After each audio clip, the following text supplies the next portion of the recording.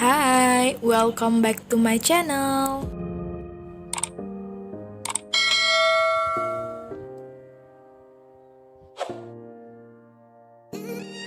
Baiklah, pada pertemuan kali ini kita akan membahas tentang materi kehidupan. Yang pertama adalah pengertian atom, unsur, molekul, larutan, dan aplikasi ikatan kimia yang terdapat dalam organisme hidup. Yang pertama adalah atom.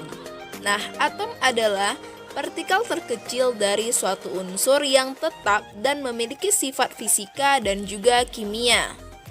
Nah, menurut para ahli, dalam menentukan atom itu terdiri dari 3 bagian subatom atau partikel. Nah, apa saja? Yaitu proton, neutron, dan elektron. Nah, ketiga inilah yang membentuk sebuah atom. Kemudian, berdasarkan definisi lain, atom berasal dari bahasa Yunani, yaitu dari kata mosains yang artinya tidak dapat dibagi-bagi lagi. Dan atom merupakan partikel penyusun materi yang terkecil atau yang paling kecil. Dan atom itu terdiri dari 3 partikel dasar, yaitu ada proton atau positif, elektron negatif, dan neutron atau netral.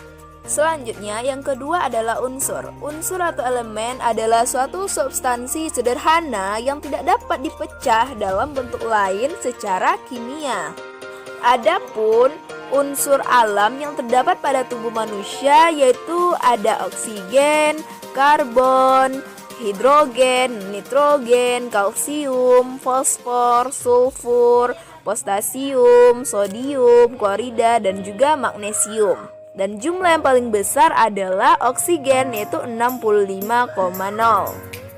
Next, yang ketiga adalah molekul. Molekul adalah gugusan elektris netral yang tersusun dari 2 atom atau lebih yang saling berikatan melalui ikatan kimia.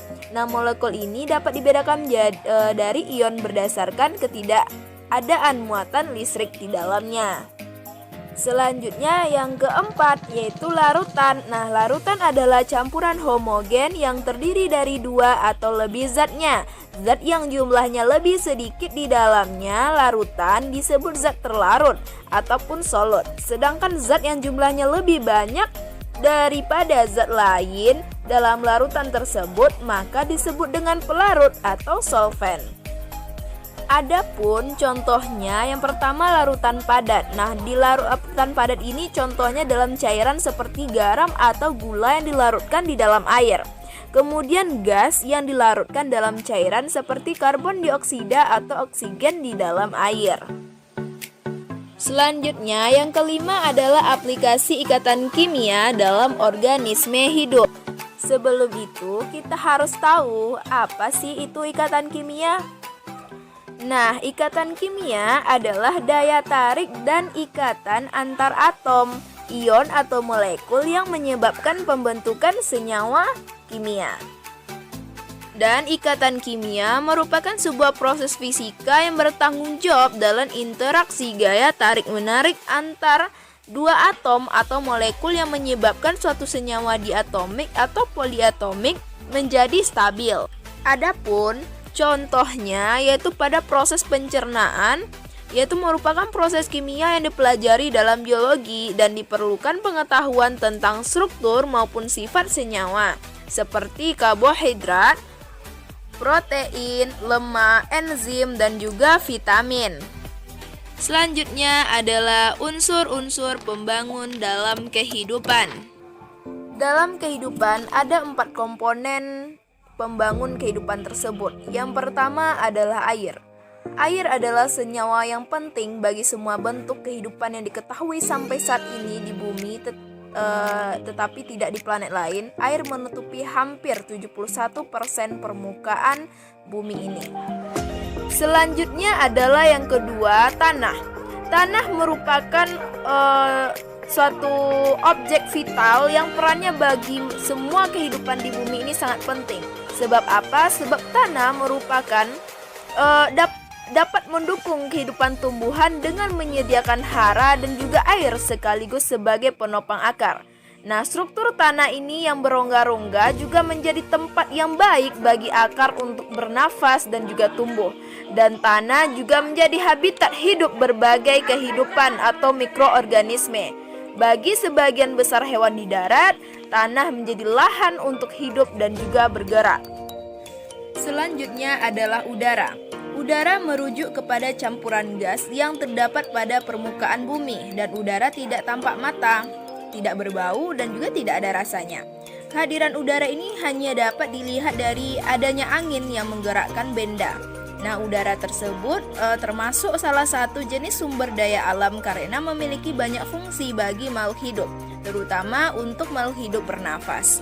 Selanjutnya yang keempat adalah api. Api adalah oksidasi cepat yang terhadap suatu material dalam proses pembakaran kimiawi yang menghasilkan panas, cahaya, dan berbagai hasil reaksi kimia lainnya. Dan proses oksidasi yang lebih lambat seperti pengkaratan atau pencernaan tidak termasuk dalam definisi tersebut. Karena apa? Karena api berupa energi berintensitas yang bervariasi dan memiliki bentuk cahaya dengan panjang gelombang juga di luar spektrum visual sehingga tidak dapat terlihat oleh mata manusia, dan panas yang juga dapat menimbulkan asap. Yang ketiga adalah fungsi dan karakter air yang menopang kehidupan. Fungsi air memiliki peran penting dalam kehidupan setiap makhluk hidup yang ada di bumi ini. Air merupakan salah satu kebutuhan pokok untuk semua makhluk hidup. Tidak hanya manusia yang membutuhkan air, tanpa adanya air tidak ada kehidupan dunia ini. Ya, semua makhluk hidup tidak dapat bertahan hidup tanpa air. Nah, adapun manfaat air dalam kehidupan sehari-hari adalah yang pertama, memenuhi kebutuhan cairan pada manusia. Yang kedua, sebagai sumber energi listrik. Yang ketiga, untuk kebutuhan sehari-hari seperti mandi, cuci pakaian, dan lain-lain. Dan selanjutnya, untuk keperluan pertanian dan juga peternakan. Dan juga berguna untuk tumbuhan dan manusia beserta hewan. Yang keempat adalah alasan karbon sebagai bahan dasar senyawa organik dalam penyusun kehidupan. Nah, adapun alasan karbon ini adalah karena karbon memiliki afinitas untuk berikatan dengan atom kecil lainnya sehingga dapat membentuk berbagai senyawa dengan atom tersebut. Hampir 10 juta senyawa. Dan karbon merupakan unsur penyusun makhluk hidup. Sebagai contoh, sel tersusun atas karbohidrat, protein, dan lipid atau lemak. Nah, karbohidrat sendiri tersusun atas rantai karbon, dan sel ini merupakan penyusun dasar sehingga secara tidak langsung karbon merupakan penyusun utama makhluk hidup. Selanjutnya yang kelima adalah 4 makromolekul utama dalam sistem kehidupan. Karbohidrat, lipid, protein, dan asam nukleat merupakan semua itu adalah makromolekul. Makromolekul dibentuk oleh banyak monomer yang saling berhubungan yang membentuk polimer. Yang pertama adalah karbohidrat. Karbohidrat terdiri dari karbon, oksigen, dan hidrogen. Dan karbohidrat monomernya adalah monosakarida.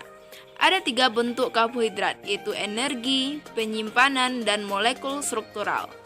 Dan disakarida terbentuk ketika reaksi dehidrasi bergabung dengan 2 monosakarida. Dan jenis makromolekul yang kedua adalah lipid atau lemak. Nah, lipid adalah hidrokarbon yang tidak membentuk polimer. Lemak ini dibuat dari gliserol dan asam lemak. Fosfolipid biasanya ditemukan di lapisan ganda membran fosfolipid. Mereka memiliki kepala hidrolik dan ekor hidropopik. Yang ketiga adalah protein. Protein adalah jenis makromolekul lainnya. Asam amino adalah protein monomer dan protein dengan banyak fungsi berbeda. Ada protein yang digunakan untuk mendukung penyimpanan, transportasi, dan komunikasi seluler, pergerakan, pertahanan terhadap zat asing, dan banyak lagi. Yang keempat adalah asam nukleat. Asam nukleat ini mengirim dan membantu mengungkapkan informasi hereditas atau herediter. Mereka terdiri dari monomer yang disebut dengan nukleotida, dan dua jenis asam nukleat ini adalah DNA dan RNA. Yang keenam adalah integrasi antara biologi dan Islam tentang peran air dalam kehidupan. Nah, adapun ini terdapat dalam Al-Quran surat Ar-Ra'd surat ke-13 ayat 17 yang berbunyi atau yang berarti Allah telah menurunkan air hujan dari langit, maka mengalirlah ia atau air itu di lembah-lembah menurut ukurannya. Maka arus itu membawa buih yang mengembang dan dari apa, dan mereka lebur dalam api untuk membuat perhiasan atau alat-alat. Ada pula buih yang seperti buih arus itu. Demikianlah Allah membuat perumpamaan tentang yang benar dan yang batil. Adapun buih akan hilang sebagai suatu yang tidak ada gunanya, tetapi yang bermanfaat bagi manusia akan tetap ada di bumi. Demikian Allah membuat perumpamaan tersebut. Selanjutnya yang terakhir adalah integrasi antara biologi dan Islam tentang materi organik dan air dengan proses penciptaan manusia. Yang pertama, Allah telah berfirman dalam Al-Quran surah Al-Anbiya surat ke-21 ayat 30 yang artinya, dan apakah orang-orang kafir tidak mengetahui bahwa langit dan bumi keduanya dahulu menyatu, kemudian kami pisahkan antara keduanya, dan kami jadikan segala sesuatu yang hidup berasal dari air. Maka mengapa mereka tidak beriman? Jadi kita sebagai makhluk hidup atau manusia, hewan pun itu berasal dari air, yaitu air yang kotor atau yang tidak suci yang dinamakan dengan air mani. Allah juga telah berfirman dalam Al-Quran surat An-Nur ayat ke-25, kemudian Al-Quran surat Al-Ankabut ayat ke-20, dan yang terakhir surat Hud ayat ke-7. Baiklah, sampai di sini dulu materi kita pada pembahasan kedua. Jika ada kata yang salah, mohon dimaafkan. Terima kasih atas perhatiannya. Thanks for watching. See you next time. Bye.